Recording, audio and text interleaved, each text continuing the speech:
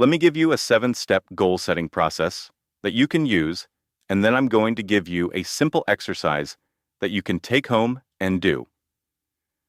This will make this year a great year. Step 1. Decide exactly what you want. Now, the rule is that you need 3 types of goals. First, you need business and career goals, because we have to make a living and pay the bills. Second, you need personal and family goals, because these are the most important things that we do. And third, you need self-improvement goals, because whatever got you to where you are today is not enough to get you any further. You can't get any further in life today with your current level of knowledge and skill. Your business and career goals are the what that you want. Your family and personal goals are the why you're doing what you're doing. And your self-improvement goals are the how. So decide exactly what you want. That's the starting point. Make sure you have a balanced set of goals.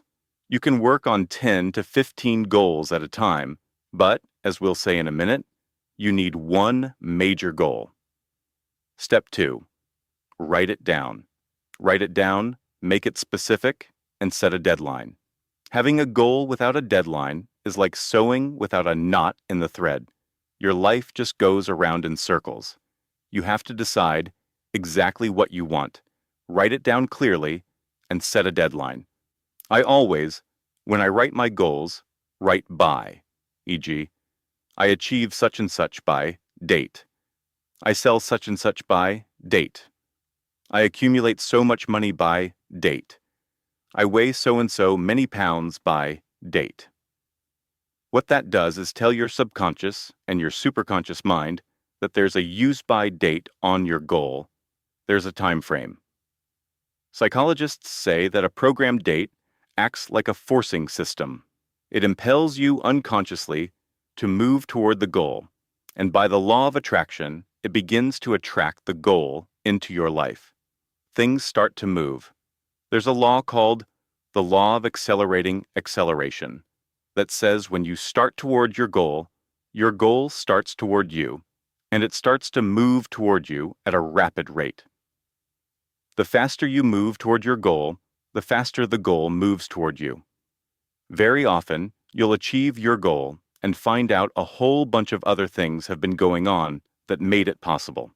The law of accelerating acceleration says the greater clarity you have with regard to the goal, the faster you move toward it, and the faster it moves toward you. Step 3. Identify the obstacles you will have to overcome to achieve your goal. Between you and your goal, there will always be obstacles. The difference between success and achievement, by the way, is success means you get what you want, but achievement means you overcome obstacles to achieve a goal. Someone asked me recently on a radio show, what's the difference between a goal and an activity, like making sales calls? A goal is something where there's adversity, difficulty, challenge, and a possibility of failure. Making sales calls is merely an activity. You can just do it or not do it. Having lunch is not a goal. Going for a walk is not a goal. It's an activity. But a goal is something that's big, measurable, and important, and that can have an effect on your life. So identify the obstacles. Imagine there's a road between you and your goal, and on that road there are detours, construction, sidetracks, and so on. But there's always one main rock that has fallen off the mountain onto your path. So the question is, what is your rock?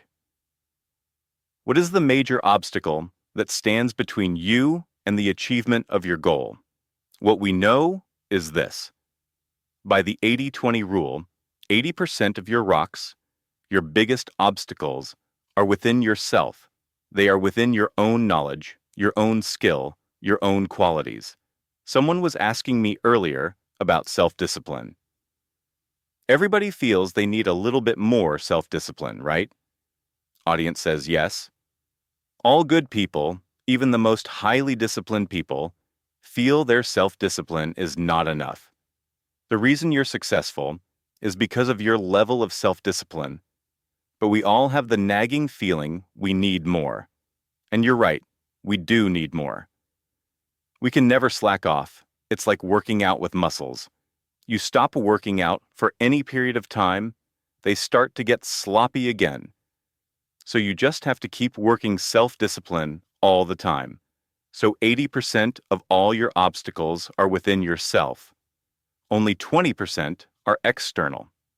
Remember we said earlier, the question is, what is it in me? If you're not achieving a goal, ask, what is it in me? What quality, skill, ability, or attribute am I lacking? Then go to work on yourself. Very often, that's where you'll find the problem. Step 4. Identify the additional knowledge and skills you will require. As Les Brown would say, to achieve something you've never achieved before, you have to become someone you've never been before. You have to learn something you've never learned before. You have to apply something you've never applied before. Here's our discovery. There is usually one skill that is your rock, your major constraint on your success.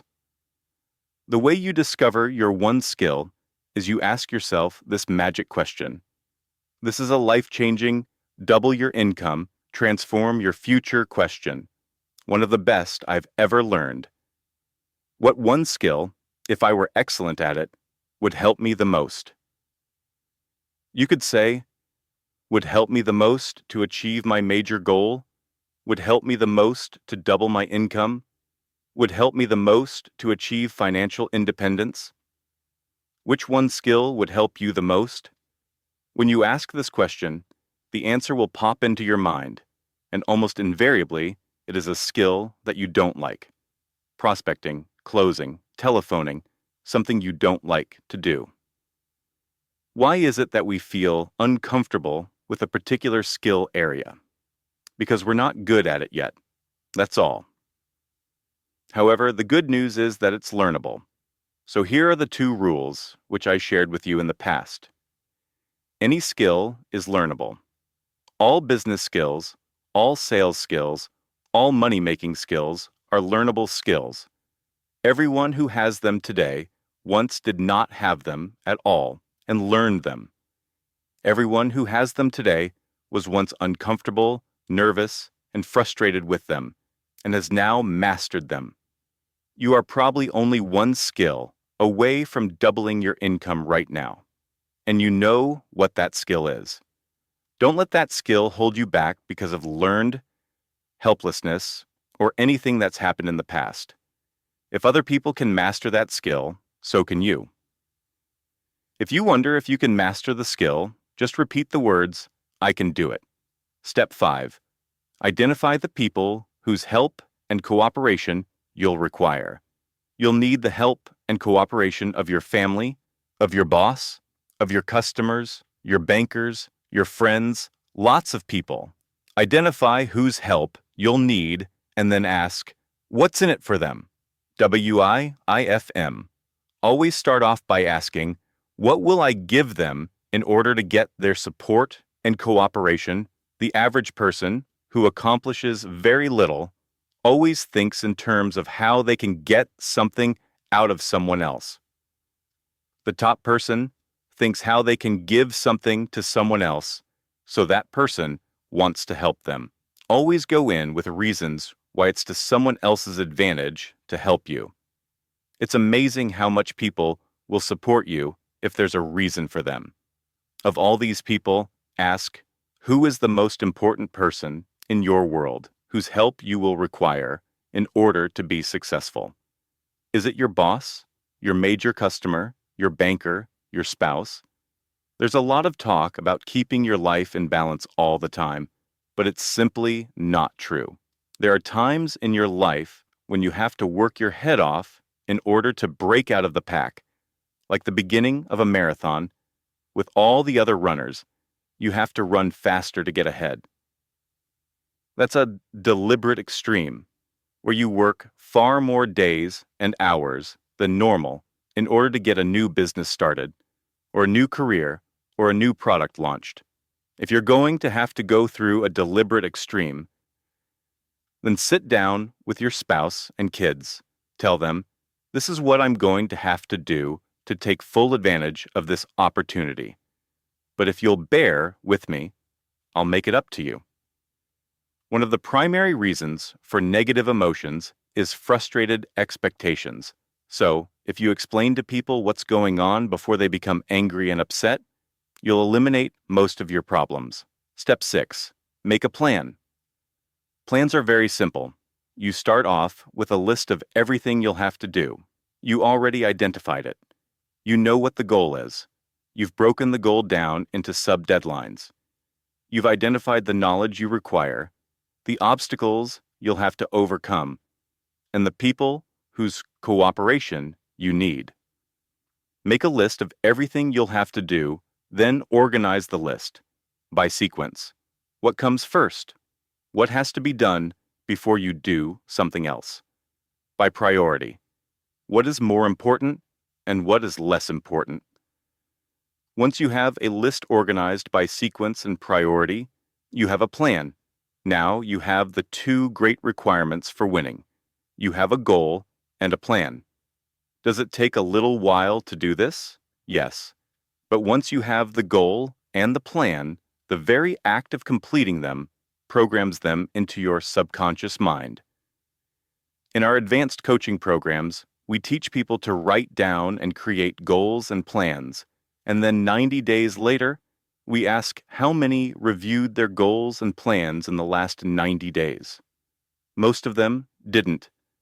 But how many achieved their goals and plans? Almost all of them. It's the most amazing thing.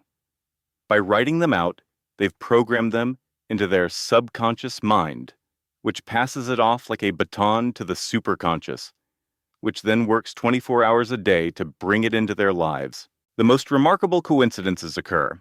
Things start to happen. The phone rings. People sit down next to you socially and give you advice. Your boss gives you opportunities.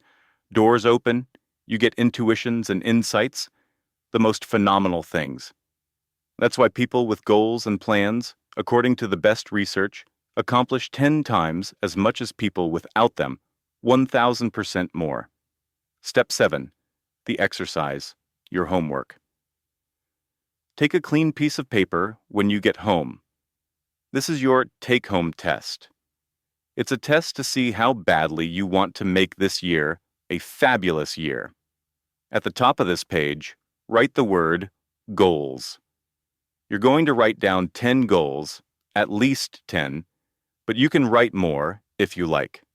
These should be one-year goals, approximately, goals you want to accomplish this year. Health, income, car, travel, fitness, and so on. Write them in the present tense, as though a year has passed, and you are reporting they've already been achieved. I drive such and such a car. I live in such and such a house. I weigh such and such pounds. I take such and such a vacation. Write down one of your goals to spend more time with your family if it's important to you. If it's an important goal and you don't write it down, it gets shuffled aside. Make it positive, not, I will lose weight, but I weigh X number of pounds. Not, I will quit smoking, but I am a non-smoker, and always make it personal. Every goal begins with the word I, because you're the only person in the universe who can use the word I for yourself. Follow it with an action verb. I earn. I sell. I drive. I live in. I achieve. I accomplish. I acquire. I save, but always make it I plus action verb. That's the way the subconscious mind accepts instructions. When these instructions come in like that, it's immediately passed on to the superconscious. I've taken people through this exercise all over the world, and once I come back a year or 2 years later, they say in every language, "You won't believe what's happened to me. I wrote down those goals, and I never looked at them again." You won't believe what's happened.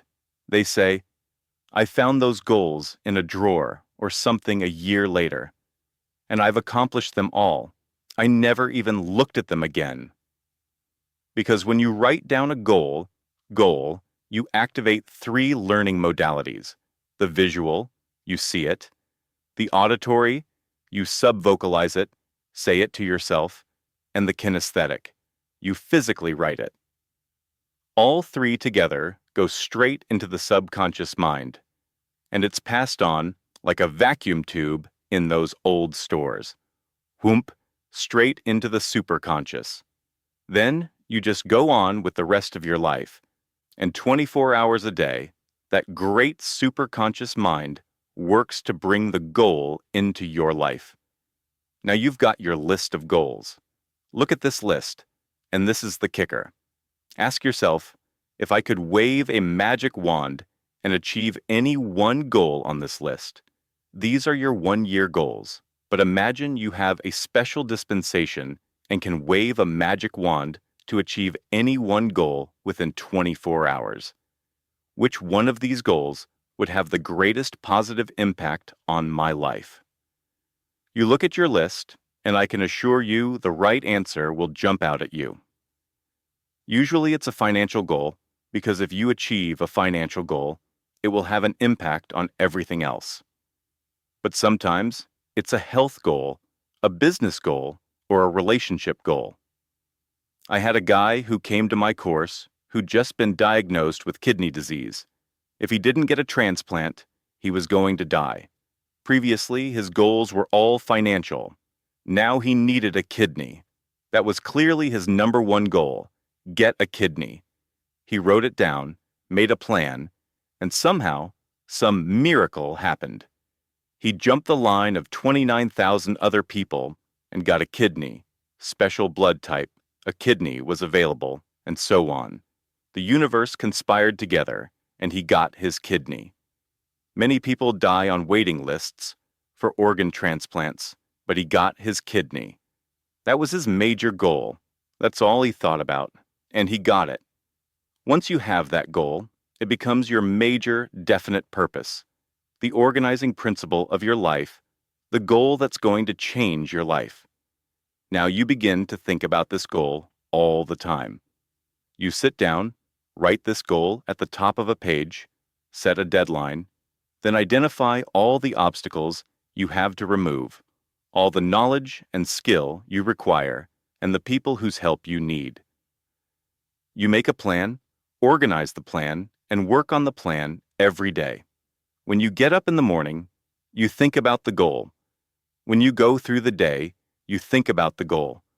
Whenever something gets you off track, you start again thinking about the goal, because the goal is always inherently positive.